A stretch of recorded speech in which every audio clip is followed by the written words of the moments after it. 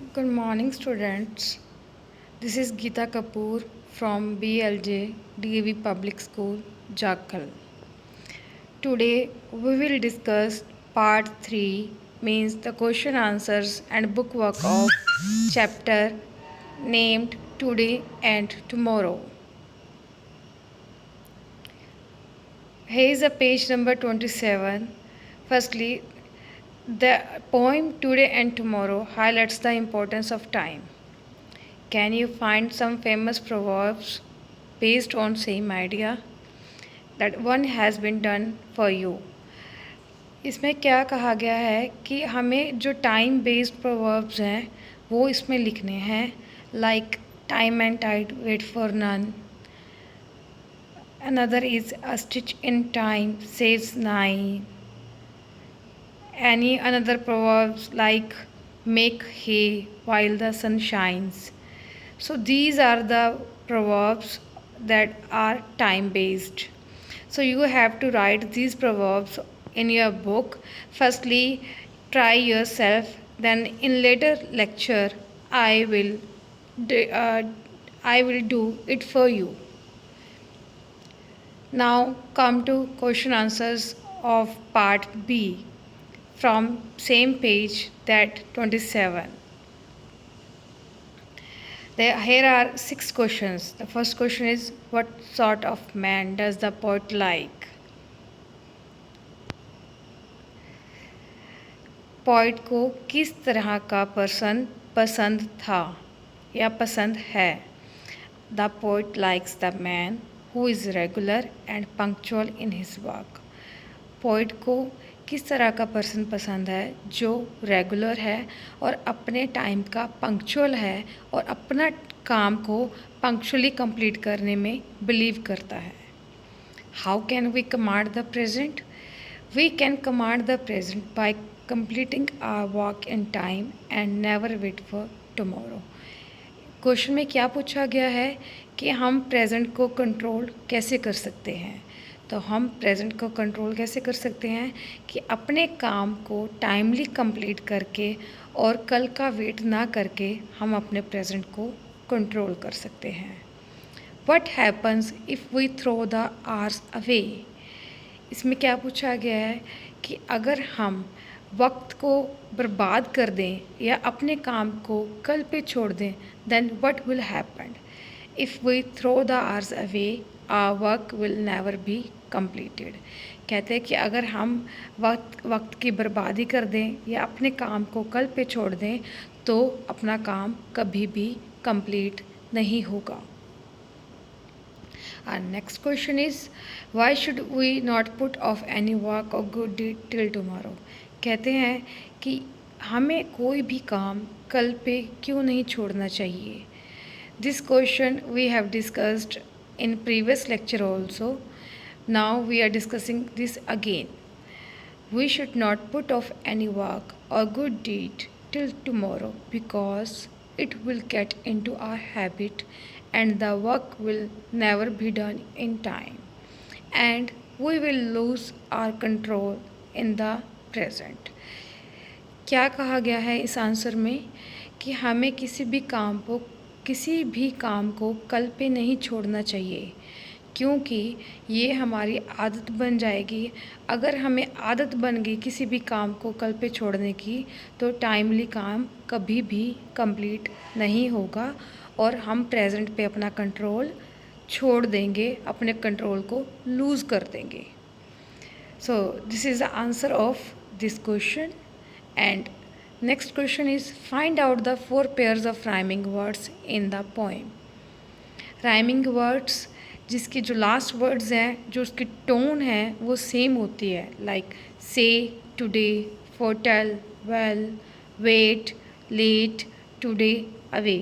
So these are the 4 pairs of rhyming word in poem named today and tomorrow.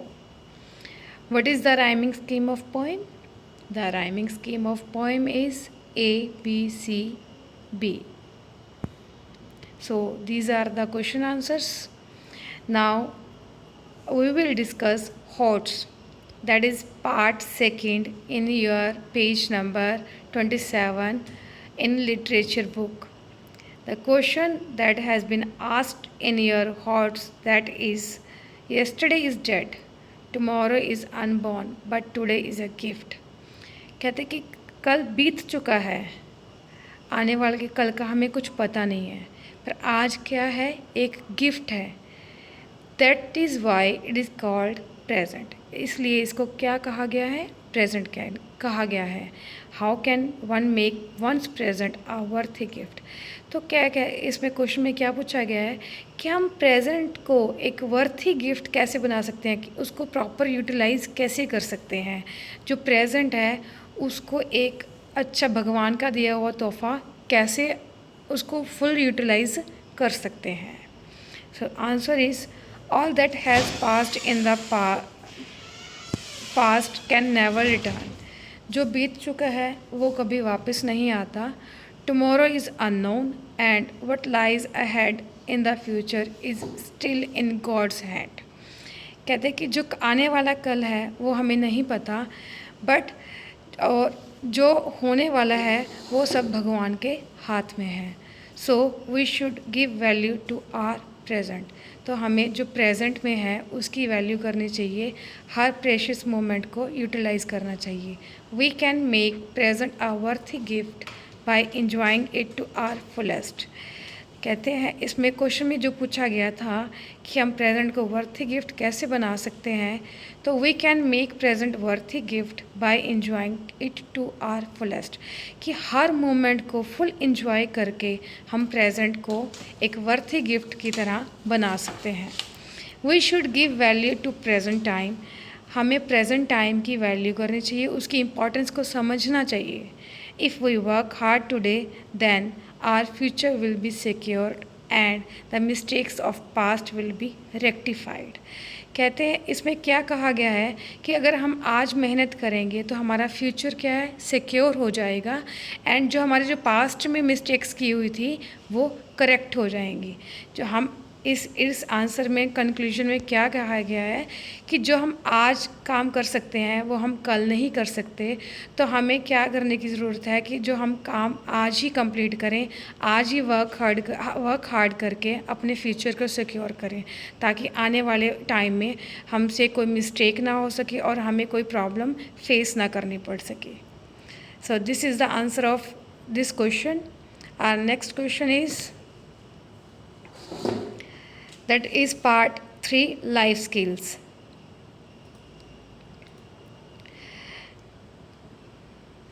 Kushal has the habit of procrastination. He gets scolded by his parents, almost all the teachers, for being so disorganized. What suggestions can you give him to manage his time?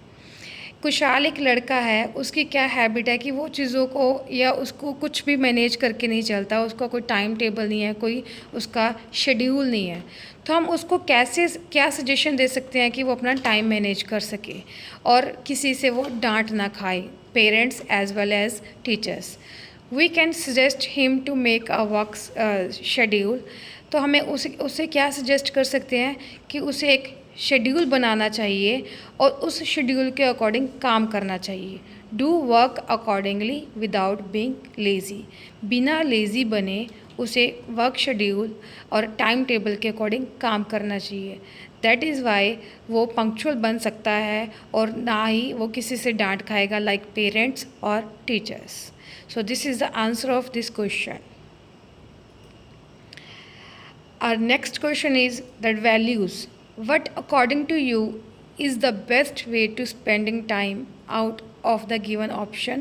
Give reason for your choice.